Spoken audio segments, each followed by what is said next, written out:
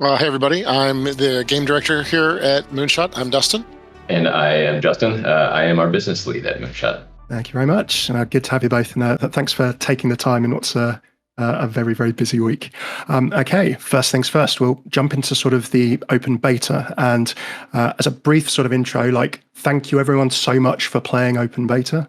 It was absolutely huge joining during the open beta, whether you're on PC, whether you're on Xbox, whether you're on PlayStation, and Steam Next Fest as well.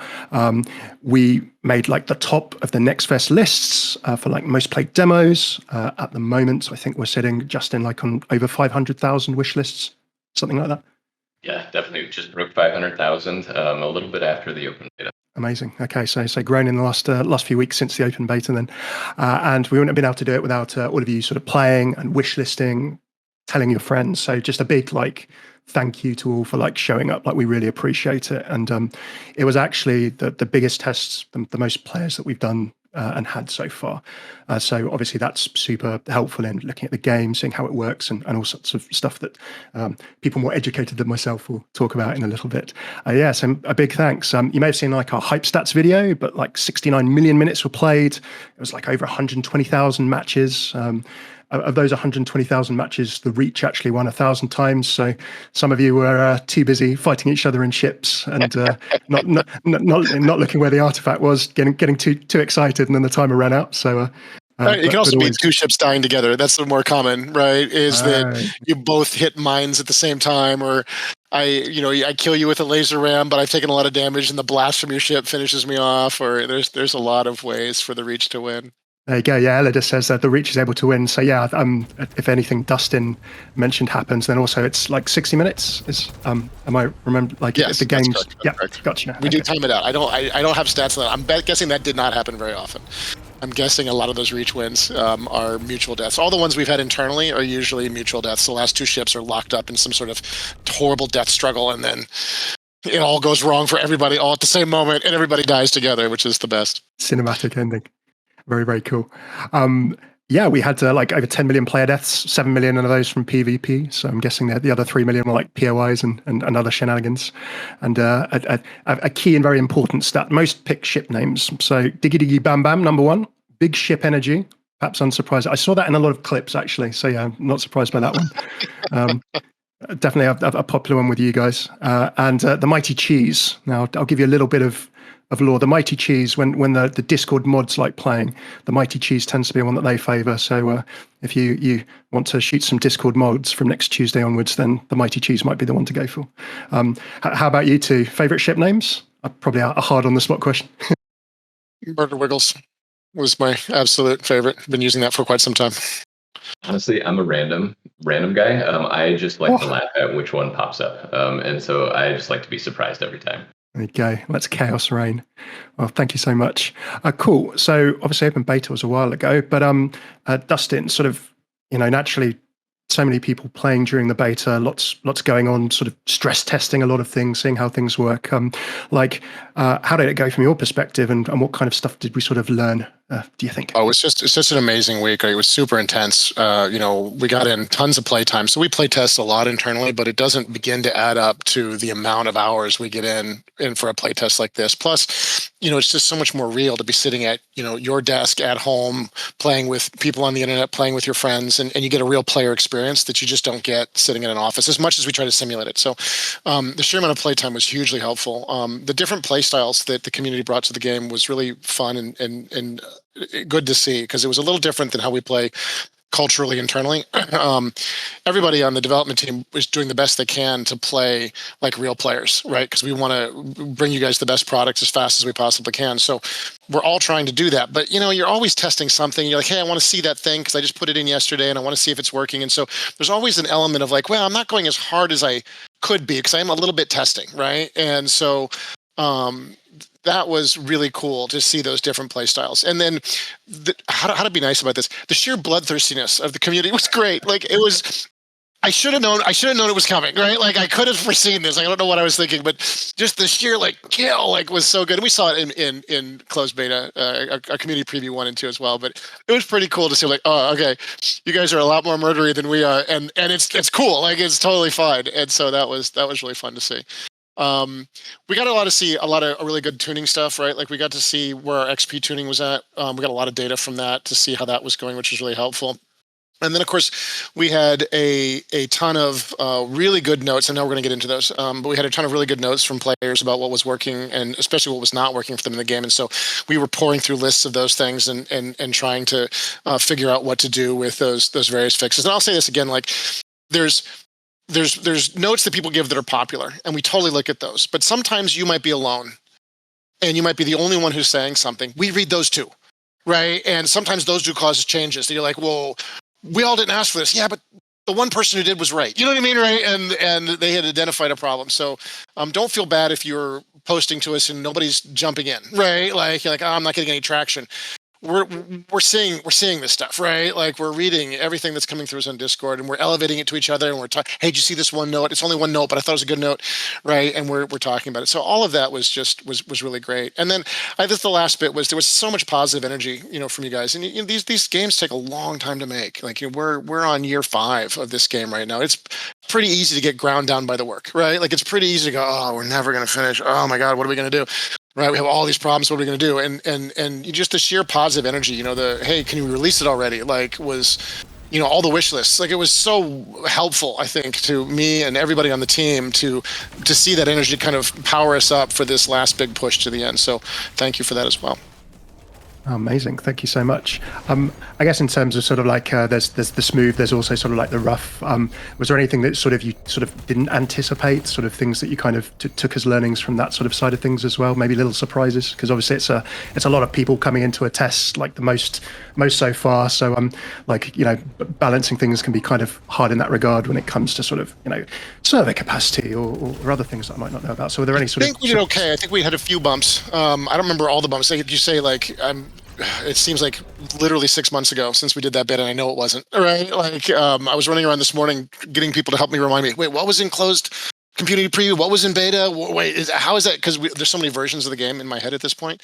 But yeah, I think we did okay on the tech, and obviously, we did learn some things, and the engineers have been hard at work smoothing all of those issues out in preparation for launch. You can never really prepare for launch day. Well, you can prepare. You're never sure you're safe, right? And so there's been a bunch of load testing and stuff that they've done on the back end as well to try to prepare for that as well. Amazing, cool, thank you. Yeah, it's I guess it's like throwing a party, and you think, okay, well, we think this amount of people are going to show up, and we how much welcome lunch we make, I have no idea, right? Yeah, exactly. Yeah. We've sent this many invites, but maybe everyone decides to bring 5 friends, and that's potentially a wonderful thing. But also yeah, exactly. Gotcha. Cool. So I guess we can jump now onto a little bit about sort of some changes, things that we've sort of seen from open beta. Yeah, for sure. Coming like to launch. Yeah. So how about sort of? Yeah, I'll go quick because I know you guys have patch notes that are coming out. But obviously the Amy and the Doctor, the auto aim weapons were a little overtuned, so we've come back on those a little bit, reducing the time to kill on those weapons a little bit and making them a little harder to use.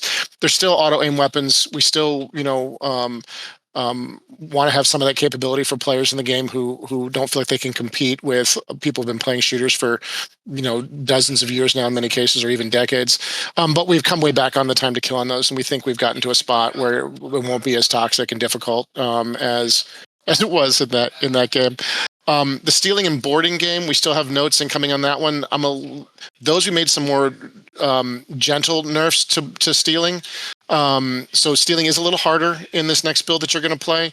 It's not as hard as it can get. We've got more spaces we can go if we need to get there. We've added a couple of key things. It takes a little longer again to take the items off the walls, so it's back up to 3 seconds from 2 seconds. That was a change we had tried from community preview 2 to beta, and now we're going back to the community preview values. We're also preventing you from teleporting while taking damage from enemy players. So if you're getting shot by a player and you're trying to teleport away, you're not going to be able to get away, right? So that gives you another half second to catch a border. So again, I don't know how many times I was shooting borders while they're trying to teleport out. It happens sometimes, but not every time. So I don't know if it's going to be as big a nerf as it may sound like it is, but we'll see how it goes. We have a lot of hooks on this one, right? We have a lot of things that we can do going in. So I'm confident we can get it to a space. I also know that as we learn the game, how difficult and easy it is to steal changes over time, right? And so I think it's much easier to steal against newer crews who don't understand the flow of the game. They don't understand how to guard their stuff. They're not using items, like sensor traps and stuff like that. I think it's harder to steal as you learn the game. And so I kind of want to see where the community sort of settles out here in a couple weeks, and we'll make more changes, right? Like if we need to, like it's totally cool. And we may need to make changes on this ongoing, right? We have a lot of hooks into this one. It's not a very scary problem for us, for sure.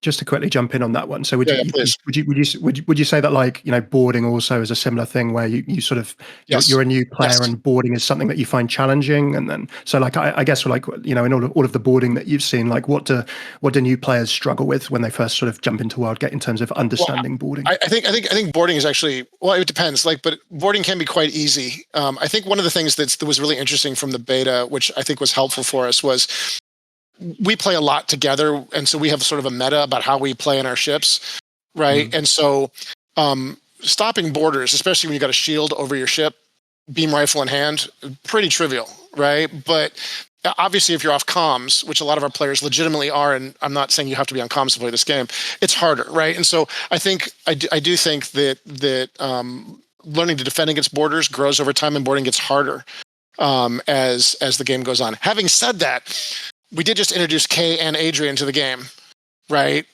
And Adrian was sort of the last hero to come in, and so we didn't play with Adrian nearly enough internally.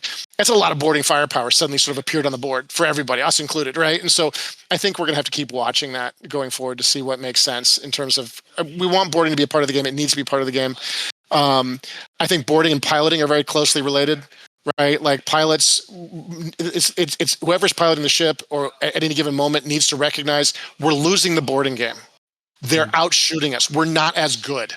Whatever reason, they've got the right weapons. We're just not good at it. Whatever the problem is, we need to create space so they're not just on us, right? And so I saw a lot of crews where they would get close together. One crew would start to lose the boarding game, and they wouldn't move away. Okay.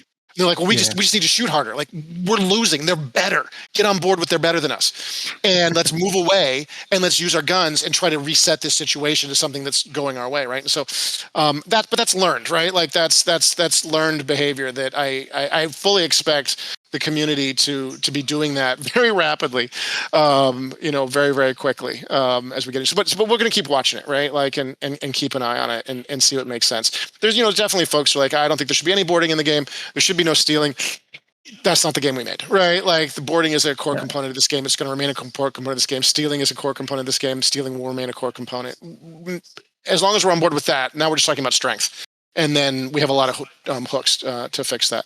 In a similar vein, because I want to keep moving here, we did make the helm glass very, very tough after that playtest. And it was just because there's such a prevalence of ions, drill charges, all of that makes it super easy to break through that glass. And it made the pilot's job very, very difficult to manage. And it really required certain pieces of equipment to be a pilot, in my opinion. In my opinion, if you didn't have, a repair drone, you kind of didn't want to be standing there at that glass. And if you did, you were much more powerful, right? And so we really don't want that emphasis on equipment to be like, I'm going to be piloting, but I didn't bring my repair drone.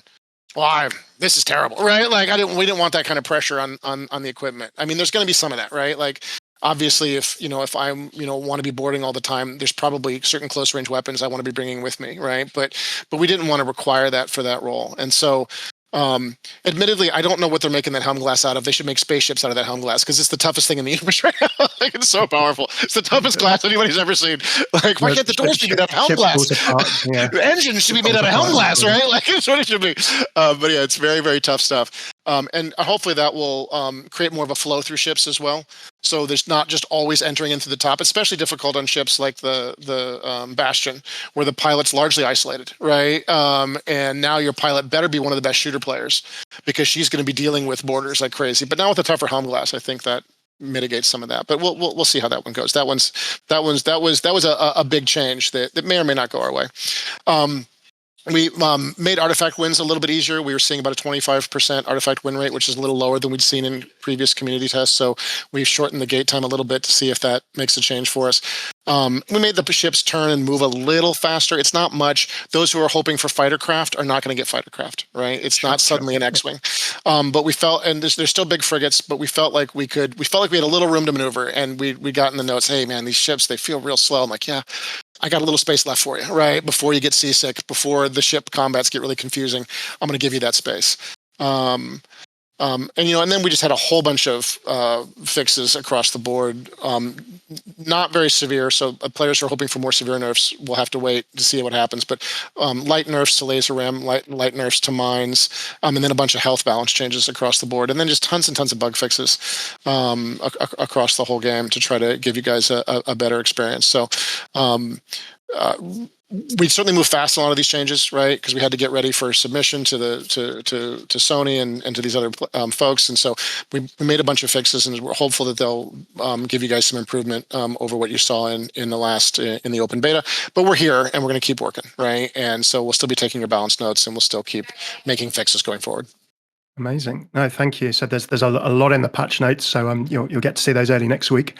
But yeah, thank you, Dustin, for going through all of that. A lot of different changes. I guess just like a quick one before we move on, just like the whole idea of like balance. Now, sort of an outsider to that kind of concept, like. Obviously, as you mentioned at the start, you get a lot of feedback, and some of it a lot of people talk about. Some of it, as you mentioned, like one or two people might mention here and there. How do you sort of go about, like on a high level, I guess, like parsing it, going through it, and sort of understanding it, and then taking steps? So, maybe one example. So, like, I don't know if any of you in the chat were in like one of the play tests, like a couple of play tests back, one of the community play tests.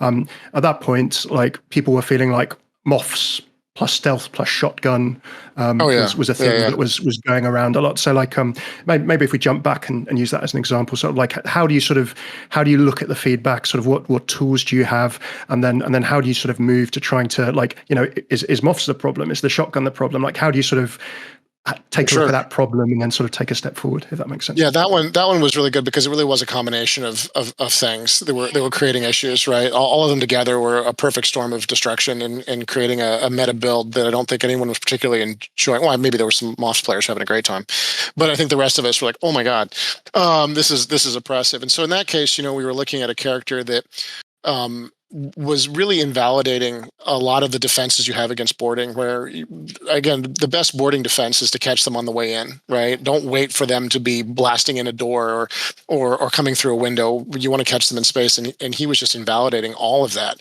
So fine, now he's on you. Now what, right? And now he's got this, very powerful short range weapon that's just very difficult to counter. And so in that case, we went after all of it a little bit, but a little bit more on Moths because he was sort of violating what we felt like was some of the core rules of the game a little too much. We want the characters to feel powerful. We want the characters to feel like they violate rules. That's an important part of an identity for getting. Ion is breaking things with his hand. That violates the rules. Nobody else can break things with their hands. But the ability to invalidate sort of a natural boarding defense, which is to stand on the hull of your ship and fend off enemy boarders, was just a little too much. I know there's designers out there, right, who rely heavily on, data and statistics. I'm unfortunately a little more old school, right? So it's more about community feedback and game feel. And so it's what feels good and bad. I was playing in those games with you guys when Moths was oppressive. I got shotgun in the face many times. I switched to Moths. My kill rate went way up. I know where I'm at. You know what I mean? Like, I play our game, I play other shooters. I'm gold on my best day. You know what I mean? Like, if I play Battlefield, I'm middle of the pack, right? Like, you know what I mean? Like, I know where I sit, right? And so I know what I should be capable of when I play. And when I start rolling everybody with a character and I'm like blasting people that I can feel that they're better, then I'm like, okay, right? Like, I know this is not, we got a problem, right? Like, and I can feel it on the other end, like, oh my God, Moths is just on me, right? Like, and this is the worst. So, we're obviously listening to you guys. If there's data that validates the position, for sure, but at the end of the day, if the game just doesn't feel good, it doesn't feel good. I don't really care, if some number comes back and says Moths is balanced, look, his win rate's only 50%. I'm like, yeah, but dude, like, you know what I mean? Like, I'm playing the game. It's not great, right? And so there's a lot of art to it, right? Trying to figure out where does the game want to go, and how do we best get it there without damaging the parts that people are enjoying. Cool. Part art, part science. No, that's awesome. Thank you. And just quickly before we sort of jump into the roadmap, you did obviously mention sort of like piloting, sort of a few tweaks around the ships and things like that. So you play pilot a lot. I think, like, if people have watched dev streams, they'll see you jumping on the helm with Samo quite a chunk. So, like, have you got I love I love pilot. Yeah, you can shoot, but like, have you got like a couple of just like top piloting tips for either, like, I guess people who don't Yeah. pilot, or who maybe don't like piloting, like, because you're a Yeah, the very biggest. active pilot. Yeah, I've yeah, noticed, that's, and yeah. I heard that from somebody in the community. By the way, that wasn't I stole it from one of you guys. The idea of the active pilot. I was doing it, but I didn't have the language for it. That language was really good. You want to be a very active pilot. If you're just sticking it on that helm and you're death gripping the controls, you're probably not doing it right. Like, you want to be supporting the rest of your team, and it depends on the ship, and this is where it gets complicated, right? So if I'm on the privateer, and that's the gunship with the big gun deck, my allies can't get to a door, especially if they're on guns. Now, if there's somebody overboard, that's a different story. But if they're on guns and they're shooting, they can't get to the doors to defend against incoming boarders. So if we see an enemy ion incoming, as the pilot, it's my job to get to a door and snipe that incoming ion before he gets to my glass, before he breaks into the front, before he takes out, right, like, part of my crew. At the same time, I'm also responsible for ice. And I'm responsible for a fair number of fires if they get to the back of the ship, because most of my crew is probably concentrated towards the front. If I am on the scout, completely different story, right? Because the gunners are closer to the doors. So the gunners probably need to wait for their gun to be reloading, then they top out and pick it up. But I'm, again, probably responsible for ice, because I can probably get to it, and they need to keep firing, right? Or jump overboard and deal with threats. So you want to stay very active. Think about, how can I be engineering? What hard points belong to me? Like, if there's an activated hard point close to me, that belongs to you as the pilot. Now it's your responsibility to hit that when that cooldown is up, whatever that is, whether it's mines or a shock field, or whatever happens to be. And then if I'm close to a door, I'm responsible maybe for dealing with boarders that would otherwise threaten the ship, because I don't really want to wait for them to be knocking on the back door to be blasting them. Far easier to catch them in space when I've got a shield between me and them, and there's really not a lot they can do in that moment, right? They're really in trouble. Mm-hmm. Right. And there's a few characters and a few pieces of equipment that they can use to try to get out of that bad situation. But if I see them incoming and I can poke my head out the door, even somebody with my shooter skills, they're in trouble, right? Like, that's a bad place to be, right? Even a Mark II will take care of them out there. So, yeah, stay active, stay rotating, stay moving. Think about how you can be helping your crew at any given moment. Yeah, sometimes the right answer is just to sit on the ship and see what's going on, especially when things are going your way. When things are going your way, there's not as much. You've done it. Like, the cannons are firing and the boarders are overboard. They're just dealing with all the chaos you've given them. But yeah, try to stay active and try to think about what are the things on the ship that are near me that I'm responsible for. Yeah, so some excellent piloting tips there. Awesome. Okay, so we will jump into a little bit now about sort of our roadmap and how we're trying to sort of look forward, what's going to be happening at launch, but also how we're sort of looking at post-launch content happening in future, and then sort of looking a little bit more into the future as well. So, Justin, how's it going? How about you? Yeah, very, very good. Thank you. I'm just going to hop off camera a second, and then I'll pop up our sort of post-launch plan. Justin, in terms of jumping into post-launch content for Wildgate and sort of how we see kind of the cadence of content coming, what are we getting just sort of after launch or just at launch? Yeah, so first of all, obviously the launch is coming on Tuesday next week. We're super excited for players to get their hands on the final shipping build of the game. And then quickly thereafter, we are going to start up with a series of cosmetic unlocks. So we're going to be activating 2 drops where you're going to be able to get 4 sprays in the pixel theme that we saw from open beta with Venture, as well as a ship skin. We'll also have a login reward. So for any player that logs into the game in that first month post-launch, they'll also get a pixel spray that ties into that whole set. And then the final one is for players that do decide to create a Dreamhaven account, they'll also get another pixel spray to kind of flesh out the entire set of prospectors. I do want to touch on that Dreamhaven account a bit. It is fully optional. The main reason that we're doing this is for cross progression. And so for any players that do want to play across multiple platforms, that's the only way that we're able to provide that, because obviously if Craig decides to log in on different platforms, we can't track him across those unless we have a unifying way to do that. And so for any players that do create that, it really is helpful for us so that it doesn't impact you future as well, because obviously if you progress on 2 accounts and then decide to connect to them, it can be a little bit more painful than creating that account right away. Gotcha. Just to quickly jump in with a question. So let's say, for example, I started on Xbox, I bought the game on Xbox, I made a Dreamhaven account, and then at some point I want to play on PC. I buy the game on PC, but then I have cross progression. That's how it works, right?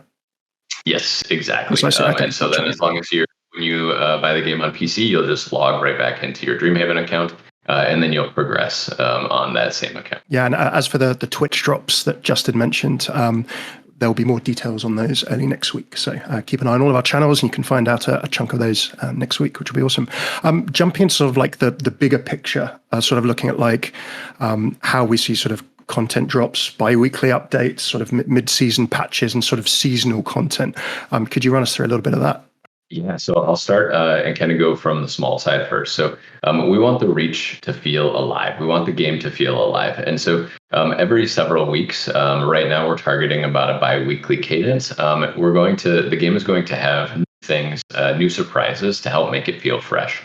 Those could be new POIs, those could be new hard points, and new areas of the reach to explore, as well as new anomalies. So some of the modifiers that you've seen in game already on the kind of screen in the Lucky Docks, exploring new things there, really procedural nature of our game to make sure that that core loop is solid, but that we can augment ways that are hopefully fun, healthy, and just create that diversity of gameplay.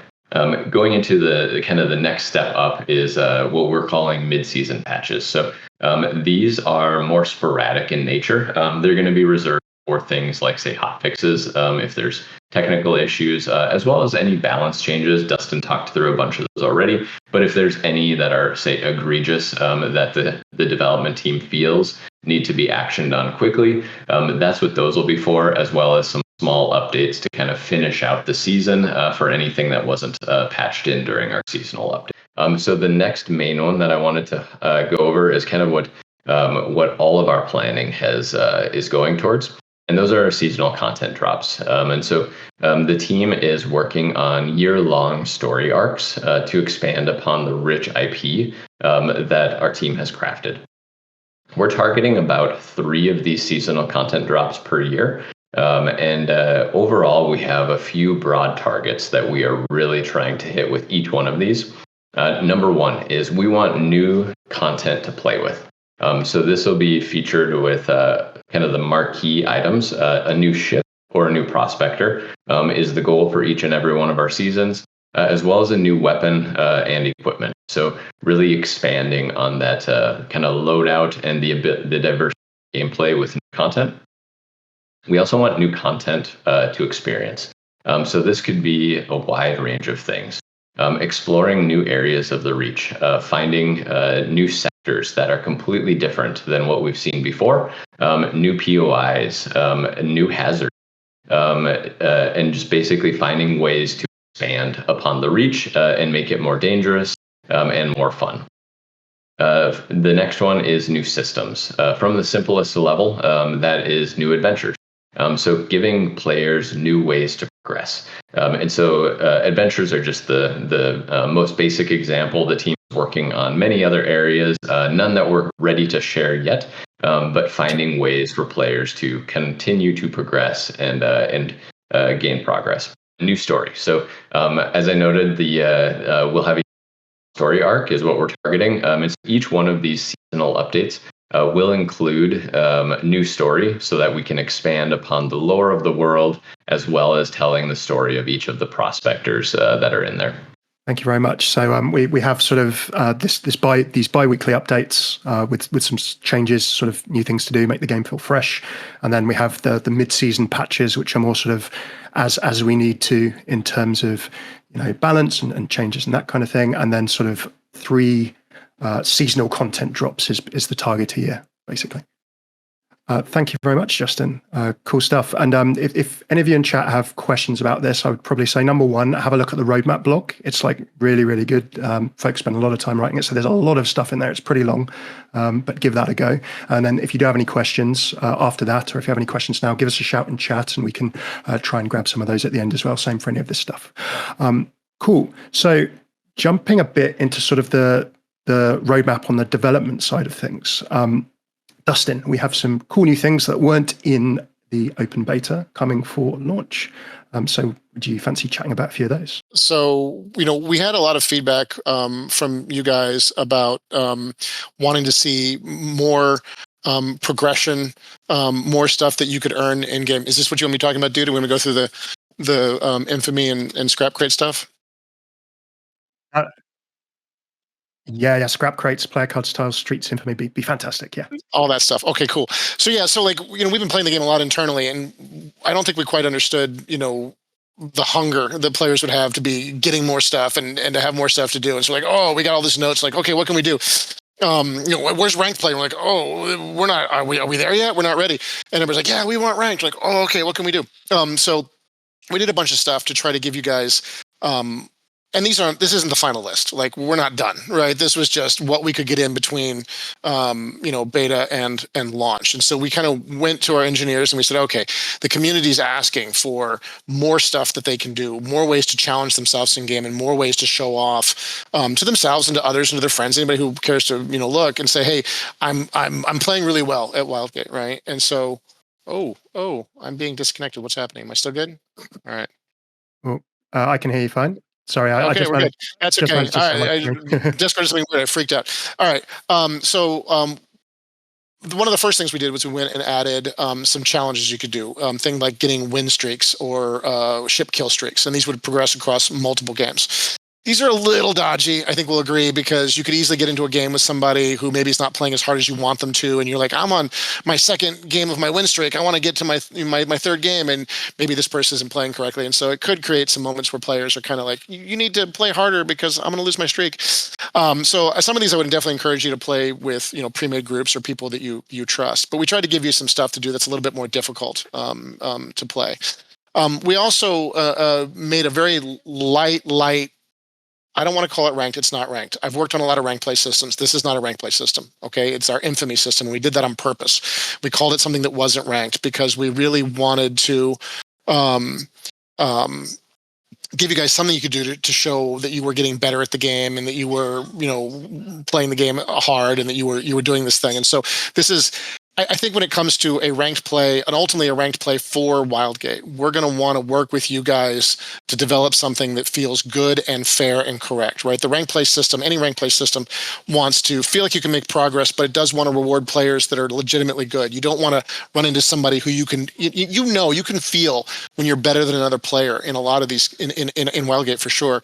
And you don't want to run into somebody who's like, dude, I'm outplaying this person and they're way higher ranked than me. So it needs to be as real as it can possibly be. And yet you can imagine all of the factors that go into determining whether you do well in a game or not. There's some randomness, there's some proceduralism, there's other players' behavior, right? There's a certain amount of luck, right? And so we're going to want to work, I think, a lot longer than we had time for to make a legitimately good ranked play system. But we thought we'd give you guys something to get you started with. And so I think this will be fun for a bit. And then I think we'll probably start to see holes in it. We'll go, oh, dude, this Infamy system is not holding up. And we're like, okay, cool. But at least we had some fun for a while and we got to experiment. And I think going forward, we want to do more and more of that. So how the Infamy system works is every time you win a game, you get 10 points. Every time you lose a game, you lose a number of points. You'll lose points relative to your rank. So, it's very easy to get rank 1. You'll see there, you only need 10 points to get rank 1. Easy peasy. Rank 2 is a little harder. Rank 3 is a little harder. Once you get to rank 4, you start losing more points every time you lose a game, and obviously for the highest rank. And we'll record your total points as well as your rank. So you'll say, hey, if you get way past 200, we'll record that score. And we'll reset this every month. So you get a chance to sort of play through it again. And we'll see how it goes. But yeah, it's not like if you know ranked play systems, you know how complicated these things can get and how important it is that they feel fair. This is a very simple one. This is what we could get to you guys in time for launch that would allow us to experiment, allow us to have a little bit of fun together, and allow us to explore this space together, right? And see what's working and not working. And it's very simple. And I like the simplicity of it. I prefer ranked play systems to be simple. They generally are not. There's generally a lot of hidden math going on. And so this one is at least clean and clear. It's obvious how many points you're going to get before a game starts or how many points you're going to lose before a game starts. I expect us to evolve in this space with you guys quite a bit. So, check it out when it goes into the game, see what you think, and you can give us notes. And when it starts to fall apart, if it starts to fall apart, I think it probably will. If you start to see cracks in the system, go ahead and tell us about the cracks, and we'll either patch this, but more likely evolve to something else, right? That is a more robust system for ranked going forward. But this might help you a little bit. I'm sorry, I'm talking about Infamy way too long. No, it's all good. I just got to jump in with a question, if that's okay. We've got obviously we've got up on the screen at the moment like player cards and titles. So right. If a few questions in the chat about like how you opt into Infamy. So obviously opting into Infamy is around the badges. So could you just chat a little bit about that? Yeah. So we didn't have a ton of time on this. Yeah. So we basically said if you slot it in your player card, you can see that Craig is there, has got Infamy slotted on the left. If you slot it in the player card, you're playing for Infamy, and if you don't have it slotted, you're not playing. So if it's 11:30 at night and you've had a couple of beers and you just want to play Wildgate and you don't want to be playing ranked, you don't have to. You can just unslot it, right? And if you're like, dude, I'm ready to go. I want to play for reals. Then you slot it, and now you're playing for real. The same thing goes for all the streaks. If you're like, I don't want to worry about my streak right now, then just unslot the streak, and we're not checking to see if you streaked right now. But if you slot the streak, you're trying to streak, right? And so that's how you sort of control the state you're in. And you can see like, any game that has a ranked mode, there's actually a button, you hit the ranked mode, you're with all the players playing ranked. So this is why this is Infamy, not ranked, right? Like, and I don't want to pitch it as ranked. It's not ranked. It's a way to show off your skill. It's a way for you to try harder. But it's not a ranked play system. We'll have to work on that going forward. And just understand that we're open and interested in these types of systems, right? Like we're not a game where it's like, we'll never have ranked. If you guys want it, we'll look for a way to do it. And you guys have already expressed that, right? Which is cool. And so you'll slot these things, and then you go. And then the titles are earned by doing a bunch of different stuff, right? So, if you get a certain rank in the game, we'll give you a title, and then you can put that title on your player card, and you can fly that title forever. So while your rank points may go up and down, ranked, I shouldn't say that. Your infamy points can go up and down, not your rank points. While your infamy points can go up and down, your title is yours to keep once you've earned it. And we wanted that for players who are like, feeling some stress over the system, and they're like, I got to this certain level, but then I lost the points and I feel bad. Well, at least you can still fly your title to say, hey, I got this high at one point, right? And so, it should give players some more goals, some more things to chase. This is not the end of things to chase. Like, it's fun to have goals in competitive games. It's fun to have things that you can earn and unlock. It's fun to show off either player style or skill.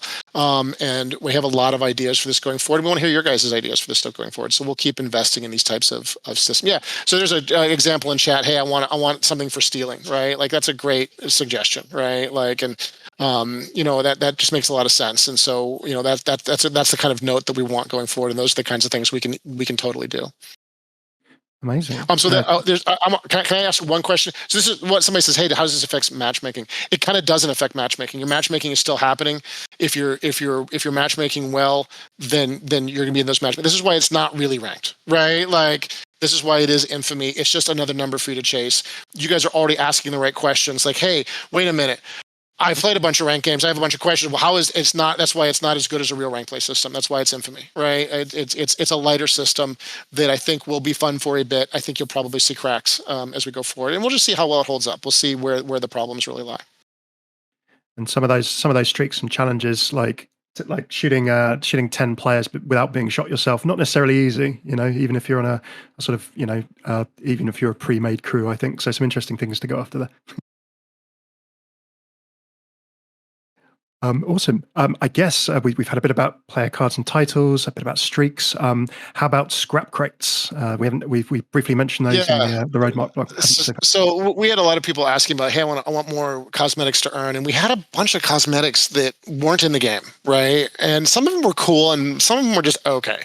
There were some voice lines too. Like, I kind of want players to have more voice lines, and I didn't really want to put them on one of the reward tracks. Like, you got a voice line, and we're like, well, what can we do with these? All this stuff. Some of it was pretty good looking, and some of you guys saw, like, I had those ships that we'd put in at prospect level 1000, and everybody's like, oh my god, dude, prospect level 1000. Have you lost your mind? I'm like, yeah, maybe a little bit. And so what we did was we created we didn't have any technology for loot boxes, and we didn't really want to. And so we did scrap cake's a little bit of a joke. And so we put them in this thing called a scrap crate. And basically it's a hidden reward track that is happening behind the scenes. And so every time you get a scrap crate, you move up on that reward track and you earn the next item in the reward track. And so you'll get whatever is coming next to you. And anybody on your team finds a scrap crate, it applies to everybody on the team. And you'll get a little toast that says, "Hey, your team found a scrap crate." And so then you'll go to the scrap crate, you'll open the scrap crate, and you'll get a reward. You won't see what that reward is till you exit the game, and then it'll show you, "Hey, because of that scrap crate, you got this reward." It could be a voice line, it could be a tint, it could be a skin, it could be a ship skin, it could be a spray. There's just a bunch of stuff. All the cosmetics from the game are in these things, and you can unlock all of this stuff. We haven't published the list of everything that's in. I think it's 150 levels or something like that right now of scrap crates you can find. Exactly, Sponge. They're just stuff you find in match. There's only a few of them in the reach every time, so if you find one, that's kind of cool. You found a crate, it unlocks it for your team, and then you'll move up on the level. You also get 500 experience points when you find a crate. So if you max out, if you get over 150, you've earned everything. You'll still be finding scrap crates is still worth bonus XP as well. So it gives you just something more to chase, something more to earn, and it's all deterministic. You'll get everything in the end. There's no dice behind the scene. It's just happening in this sort of linear way. And I don't, if I'm playing with Craig, I don't know where Craig is at. So if Craig is at level 55 and I'm at level 30 and I find the crate, I'll go to 31, he'll go to 56, and we'll each get a different item. Gotcha. And Nice. that's how it works. That's how it works. Just a sort of quick one. I think I asked this before. I can't remember. But so let's say if I'm defending the ship and my team are doing a POI, my crew are doing a POI, then obviously I get my credit. It applies to the whole team. It applies to the whole team. The experience points as well applies to the whole team. Got it. Okay, so there's no excuse for any of you to be leaving your ship undefended. No one needs. Don't need all 4 people to. Yeah, we don't want people diving on the scrap crate and trying to fight over the scrap crate, right? Like there's enough challenges building a team in this game as it is, right? Without the need for that on top of it. Good, awesome. No, thank you. Okay, so yeah, obviously all of these new since open beta. So there's the Infamy system, as Dustin's chatted about, sort of streaks that you can go after for titles. The badges that you've seen on the player cards. So you have 2 badges. You can have 2 sort of. You can have like Infamy and then like a streak to chase at a time. Is that right, Dustin? So you have 2 slots and you can chase 2 things at the same time. Got it. Fantastic. 2 things at the same time if you want. Cool. So yeah, along with scrap crates, all new things are coming to Wildgate at launch, which is really, really cool. Just a quick look forward to sort of later this year and then the future on the roadmap. I know we're rapidly coming up to the end of our hour, and we'd like to try and get some time in for Q&A. But a few things like later this year, like Season 1, Reach Anomalies, custom lobbies. Dustin and Justin, would you like to jump in on any of that? We're working obviously to bring more stuff to you guys, right? Like that you can experience, right? And so, a lot of this are going to be sort of surprises for players, right? And we'll try to tease them, before they come, so you guys get a sense of what's coming. But we'd love to do more stuff with more POIs that you can explore, more different types of artifacts, more hard points and ship weapons are obvious choices, right? And all of this stuff will just go into the game, and you'll just go into the game. Oh, there's a new location we're going to go for. There's a new type of artifact in the game, is something that we're dying to do to sort of help build out the game and make the Reach seem, it's a big exotic place, dozens of light years across and full of all kinds of, challenges for you guys to overcome. We also want to be building new, ships and prospectors for you guys as we go forward, as long as new weapons, equipment, new things for you guys to earn, and new cosmetics as well. Amazing. There was a question from chat, and it comes sort of in the future and in exploration section, but a couple of questions about like more ways to bring in friends, like what. Yeah, so I don't have a specific for you on that, right? That's a really good question.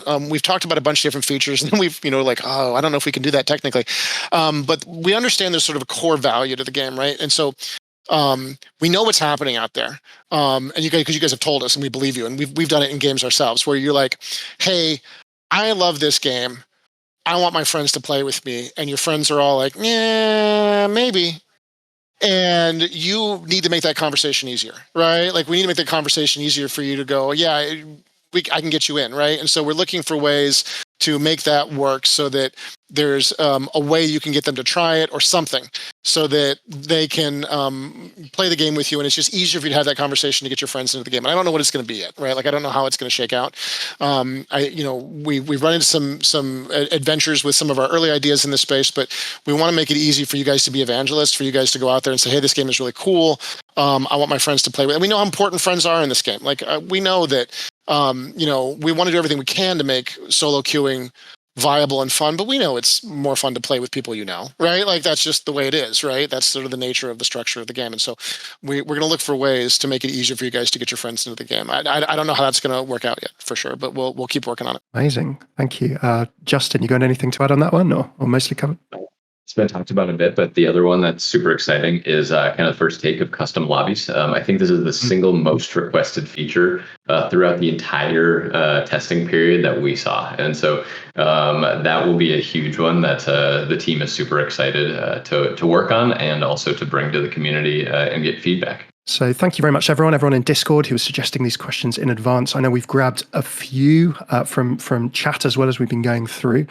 So we have a bunch of things here. Like, we have some about like balance, some about like future content. We've discussed some topics already. So if questions have been asked and we've already covered those, we'll see if there's any sort of additional angles to them. A few about sort of the shop and monetization and things like that. So we've got a lot of different things to chat over. Okay, jumping in to start with, we have a specific question from Kozlak. It's an interesting one. I've seen lots of suggestions that I feel would water down what I feel makes Wildgate different. How do you balance keeping the game approachable versus making it sort of stand out and unique in terms of philosophy? Dude, how much time do we have? Oh my God. I don't know. Well, I guess I should have looked at these questions before. That one's really hard, dude. Like, at the end of the day, right, we do think being unique and challenging and is really important. And we definitely favor that over approachability at the end of the day. Like, that's just the reality of it, right? Like, I've put enormous amounts of work, Justin will laugh at me into that tutorial, to try to make that like helpful to players. And it's like, it's fine, right? Like, it helps a little bit. But the most important thing for us is to have a game that's exciting to play. And I have a lot of confidence that the community helps players learn how to play complex games and difficult games. But they won't help people learn to play a game they're not interested in. No, right. And so, it's got to be cool first. It's got to be intense first. It's got to be exciting. It's got to be like, oh my God, this thing I just did is amazing. It's got to be that. And then you do everything you can to make it approachable. But if you ever lose what made it exciting, you've lost your way, right? And I'm open to feedback of where we may have done that or may do it in the future, right? Like, it's a hard line to walk, right? Like, it's a hard line to figure out what counts. Like, for example, I give a silly example. When you used to go to asteroids, you would mine the asteroid and the chunk of resources, the ice or the fuel, would float off into space. And it would kind of bounce around and you had to go grab it. And I thought it was funny. I thought it meant you had to be careful and use your jets. And there was a little bit of a mini game there. And a lot of people did not think that was funny. They thought, that's the dumbest thing. Why are you making me chase that rock through space? This is so hard. And then a lot of new users especially would be mining and they're like, oh, I'm helping my team. I don't know how to shoot straight yet. I'm helping my team. And then they would lose the ice. It would like fly. I'm like, I can't find it. And they're just so mad.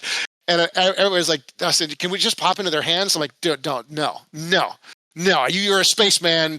You're a space person. Go grab that rock, right? Be a space person, grab the rock. And everybody's like, dude, come on. I'm like, fine. That was the right change.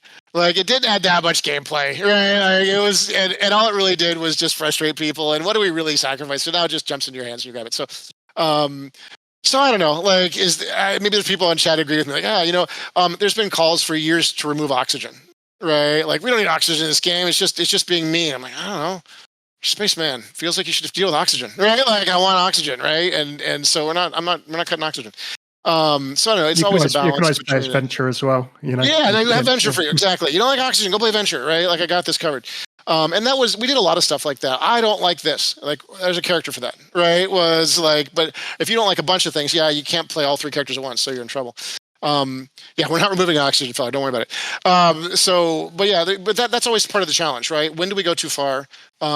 all I can really say is our core values are make it exciting, fun, challenging PvP game, PvE game. But make it an adventure game where you guys feel like you're on an adventure. And it's kind of hard.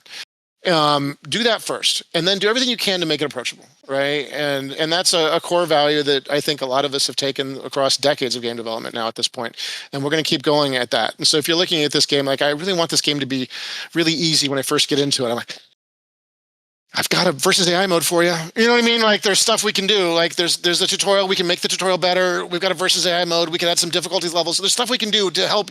But at the end of the day, you're going to be alone in space with 3 friends, and you're going to be taking on the galaxy, right? And that's what we want this game to be. Yeah, gotta fly around and find out. Sort of learning by doing as much as anything else. Right. Awesome. A couple for Justin.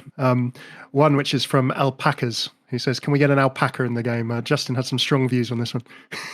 We would love to put an alpaca in the game, but that might not be fair to the other camelids. So llamas and vicuñas might be hurt by that, as well as any camelid likes that live in the Accord. So we probably need to find equal representation, or at least equitable representation. So more to come on the alpaca situation.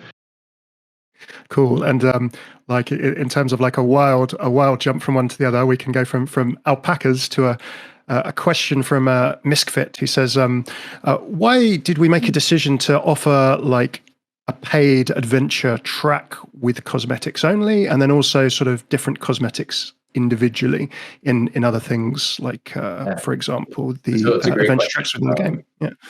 So I know, I think there was some reference to Helldivers in the past too, of how their passes are all paid.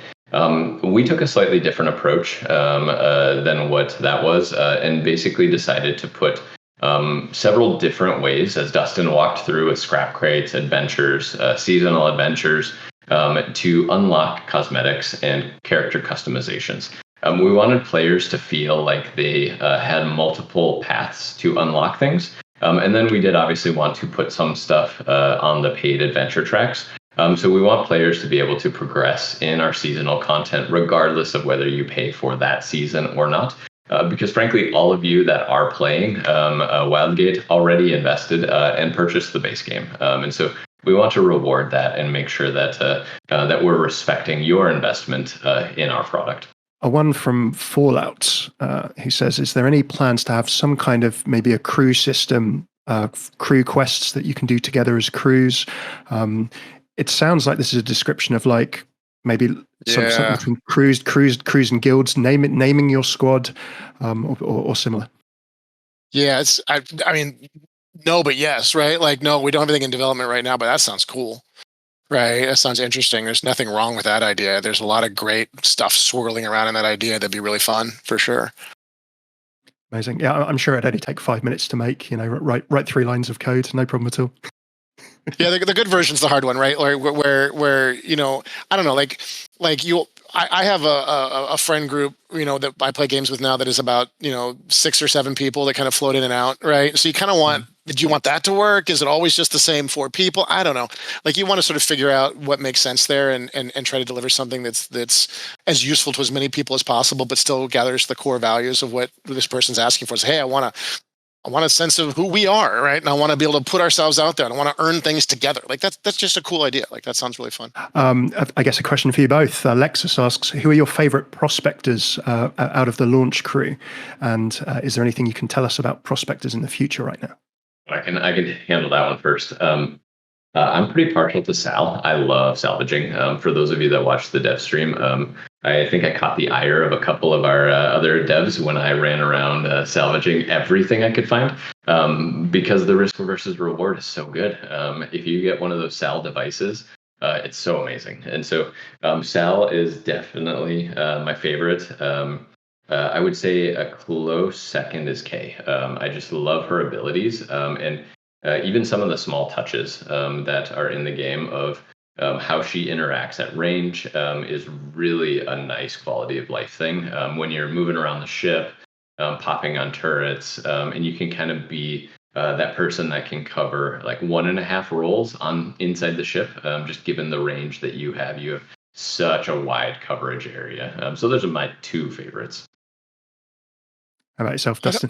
I don't really have the luxury of having a favorite, right? Like I need to be testing everything and sort of making sure that everything is going well. Like when I want to win a game, because I'm not a great, putting cursors on foreheads player, right? So when I need to win, I tend to play Samo or Sal, right? Because I can focus on ship defense, right? I'm also can focus, but I play everybody, right? Like I'm always playing every chance I get to play these characters, especially if a character is broken one way or the other. This character's too strong or too weak, then I'm playing those characters. So I sit in an awkward space, right? Where sometimes I'm just there to play, but a lot of the time I'm also there to, make sure I'm doing my part, right? And helping the community and making sure it all sort of works. Can't have any favorite children. Really can't afford it. No, it's not healthy. It's not healthy. Awesome. I guess a sort of a one about like role queue. Obviously, Alpaca sort of jumps in and says, there are different sort of designations you see for each of the characters. Has there been any thought about like matchmaking that tries to put people together by roles in any way, or should players sort that out themselves? It's a fun problem. We've certainly seen games do it, and we've seen it have some success and some failure. So I think we're going to study that problem a little bit going forward to see what makes sense to us. Is it that? Is it a preferences system? I don't know, right? Like I think at its core, the game is the most fun when you're rotating between all of the jobs, right? And when I play with a crew that knows the game and knows that's what we're doing, right? Like, yeah, sure, I'm piloting a lot, but I'm often overboard, and then somebody takes over, and then I take it back, and then when I'm dead, because we need to turn the ship right now, so somebody gets on it. I think the game is at its most fun when we do that. But I understand that we put in a class of character called a border. Like, my bad, right? Like I did that, right? Like, and so I get that, right? And I understand why players want that as well. So I don't know what the right answer on that one is yet. We're still talking about that. But so short answer, keep the ideas coming, keep asking for what you want. We're excited to hear it. We're here, we're listening, and we're going to be developing systems in this area going forward, and we'll see what makes the most sense for the game. Amazing. Justin, a couple for you here. So there's one from Mike's over on X, and they ask, Wildgate isn't available for pre-order. Is there any particular reason for this from your perspective? Is it technical? Is it something else? Anything behind that decision that you could share? Yeah, great question. So there's really a few reasons for that. Number one is that technical complexity. So every platform is different in terms of their requirements for pre-purchases, as well as given the fact that we are a relatively new studio and don't have a lot of history. So as an example, one of the platforms recommended that we do not do one and focus on that day one launch to really drive players in and show, frankly, that we're value player feedback and that the game, not that it will sell itself per se, but that we have a quality product that can drive demand as players purchase and bring their friends in. So instead of working through all of those technical complexities as we were trying to finish the game, do the testing, get feedback from players, we just focused on our day one launch. And also the final one was we didn't really want to have so much FOMO of having a pre-order reward because that was an area that we felt was slightly player unfriendly that gets locked for any players that find the game after launch. And so those are a few of the reasons why we focused on that day one launch instead. Amazing, thank you.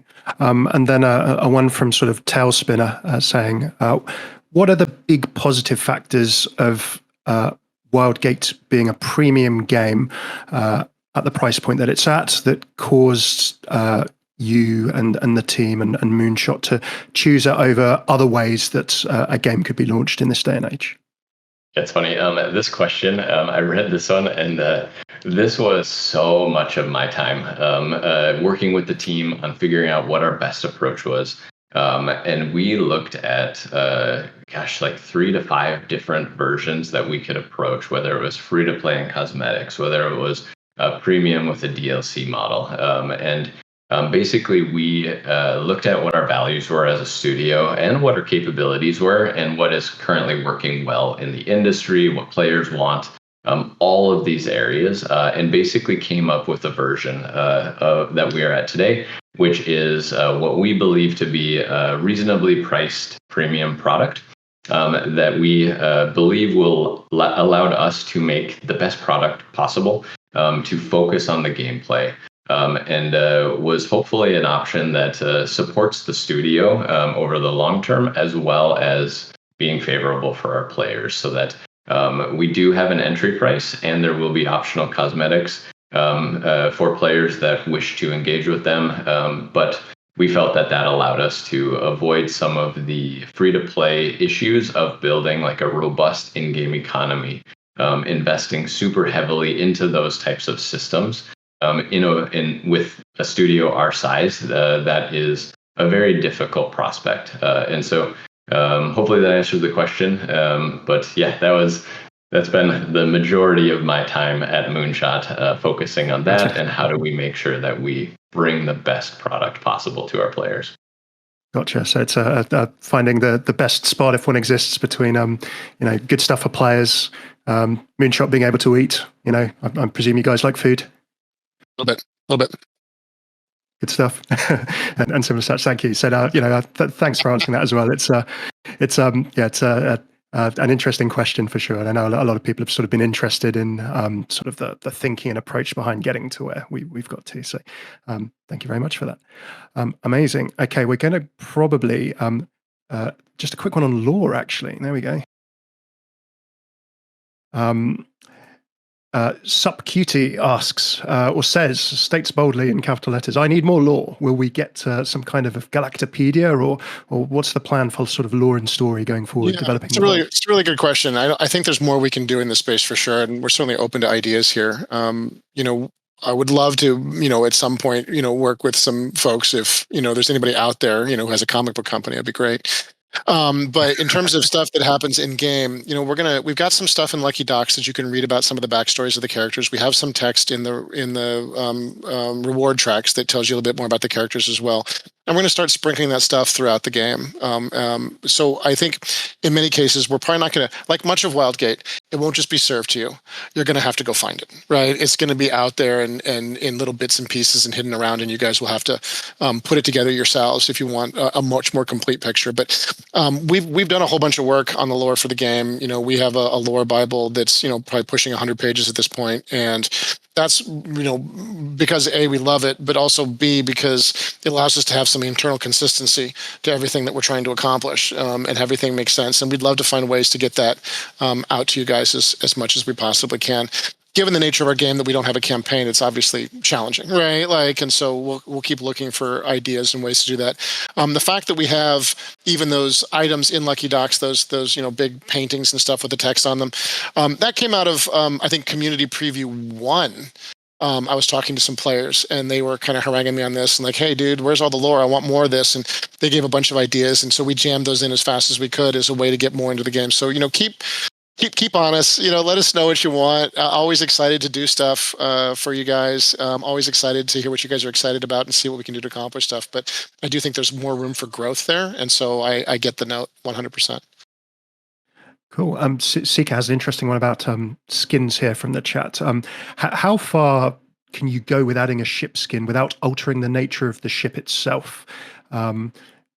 In terms of like readability of the ship, sort of the color of the ship, like we're gonna find out, right? Like we had a big argument about this the other day. We were working on a skin, and there was much discussion over did this alter the ship too much, right? Were there disadvantages to using this ship because it gotten a little bigger? And you're like, okay, it's 2% bigger. Does that mean I'm going to hit by 2% more torpedoes? I sometimes win a battle by 2 health. Like I'm not okay with that, right? And so.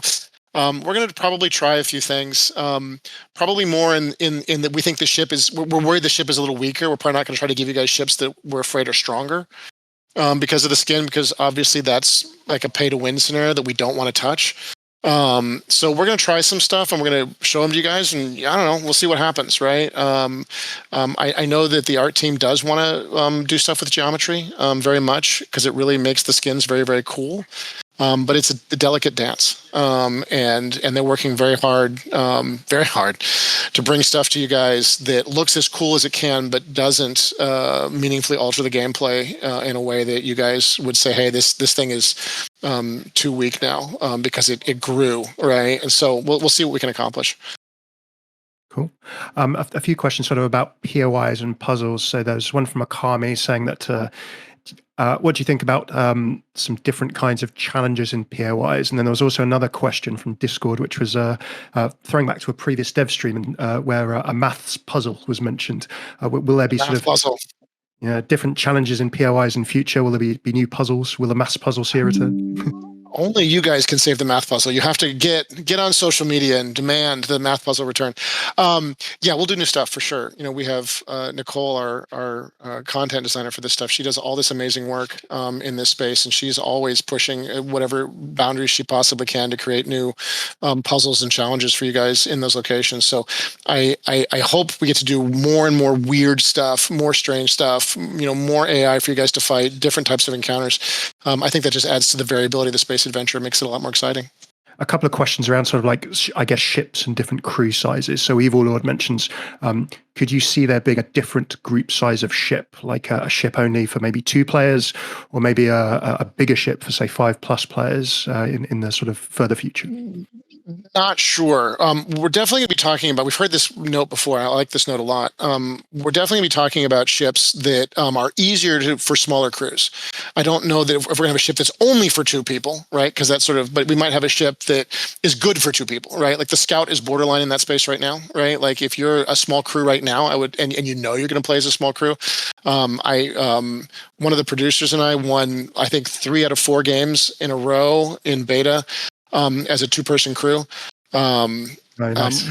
But it was with a Scout. Actually, we switched to Privateer for once just to be cheeky. But you can do it, but it is harder. And I recommend the Scout now. And then I think we might look into some more ships in the future that I could recommend even more. Right? With you say, hey, this is definitely a good ship for a small crew. I think 5-player crews is interesting. I'm not sure how we would balance that, so that you didn't feel like you had to be on a 5-player crew to win the game, right? So I'm not sure. But that one seems a little. I'll think about that one. That one seems harder. But it's still an interesting idea, for sure. Cool. One for someone who jumped in a little bit later. How precisely will an adventure work in a new season? Sort of the difference between the paid piece of the adventure and then the sort of free to play piece of the adventure. Yeah, great question. So they will look very similar to what you've seen already of our base game adventures. Each base game adventure was 2 pages, each with like 8 unlocks per page. Our seasonal adventures, we're still finalizing how many they will be, but you can imagine they'll be greater than 6, probably around that 8 pages. And it will look similar to what you've seen in the past. Some of the boxes will be free and you'll progress through them and acquire the reward. Some will be premium. So you'll still progress through them, but unless you've purchased the premium version, that will not unlock for said player. We'll have content available across every page for both free and premium players. So that everyone can enjoy some rewards, and then it's up to you whether you want to purchase the premium version or not. Yeah, and the premium track is cosmetics. 100% cosmetics. All of the functional content is currently planned to be quite early in the unlock period. We honestly just want to make sure that kind of the new player experience is still strong. Thinking in the future, having every character and weapon and equipment unlocked right at the start can be a little overwhelming. So playing a couple matches will likely unlock all of the functional items in a given season. So it is not going to be a huge grind to get there. We just want to make sure that we have a thoughtful way that we can launch new content into the game. Amazing. And a question from a couple of people regarding pets. Will there be a pets and children section in the credits? And are there any office pets that you guys particularly like or can sort of share with us? I believe there is a production babies section. I haven't seen the credits in a bit, but I'm pretty sure there is one of those. We're like half remote hybrid. We don't have quite the pet density that I have had at previous locations. I think Justin has several pets, but I'm not sure because he's far away. 2 pets, orange one and a tortoiseshell one, but they are sadly not in the credits. Oh, that's too bad. No room for one ginger brain cell in the credits. Awesome. Cool. There have been so many questions, so thank you so much, everyone. We could be here probably all evening going through all of these. What we'll do though afterwards is try and grab some more, and then from this stream, a few people have been asking, is this being recorded? Yes, absolutely. We're going to try and get this on YouTube, and we will also try and sort of summarize in sort of some text form as well, so you can have a look at that as well, and see if we can get to some more questions. But thank you so much for all the questions. A lot of you have asked questions live. A lot of them have jumped into some of the things as well that we've covered earlier in the stream. So we'll make sure that we get the whole sort of VOD and video up for you as soon as we can. Amazing. So that's probably going to be us for today. Literally only 5 days to go until Wildgate is out next Tuesday. Before I do sort of a few housekeeping bits, Dustin or Justin, is there anything you'd like to sort of say to the community or sign off with? Yeah, guys, thank you so much for showing up today. This was great. Thank you for your great questions. Thanks for giving us a chance to talk about the game. Thank you again for all of your support that you've given us. I see people in this channel who've been with us, from the very beginning when there was nobody here and nobody thought what we were doing is interesting. And so you know who you are. Thank you for being here for us. You guys have been tremendously supportive and helpful for us and are, the reason we're here, and you're absolutely helping us bring this game across the finish line. So we thank you very much for all of your passion, love, efforts, feedback, and notes about the game. It's really made a big difference to us. Couldn't agree more. The only thing I'll add is I had to miss open beta for personal reasons, so I cannot wait to get wrecked by all of you when the game launches on Tuesday. Amazing. Well, listen, Dustin, Justin, thanks so much. Thanks to you all as well for showing up. Very much look forward to seeing you next Tuesday. A couple of little housekeeping bits or bits that you may have missed. We have a lot of stuff over on the Wildgate website, so do go check there. You can see a roadmap that we've been talking about and future plans for the game, things that are coming at launch, things that are coming more in the future as well. There's also a world time zone map, so you can double check what time Wildgate is going to be live for you next Tuesday. I think it's 8 a.m. Pacific. Is that correct? Fantastic. And then that's all converted into other time zones on the map as well, so you can check all of that out. It may sound silly, but if you are watching this afterwards on YouTube, or if you're on Discord and you haven't, please do wishlist us. You probably know about Wildgate, but if you don't, wishlists, whether it's on Steam, Xbox, PlayStation, super help us. On Steam, wishlisting can actually affect a little bit if more people see you. So if you haven't thrown a wishlist, or if your friends haven't thrown a wishlist, please give them a nudge in a like, subscribe, comment way. Totally, I'm proud about that. We would love that support. So thank you so much for that. And yeah, can't wait to see you next Tuesday as we all jump out of the Lucky Docks and dive into the Reach for the first time. So thank you, everyone. And we will see you all next Tuesday. Have a good one. Thank you all. Thanks, Bye. everybody.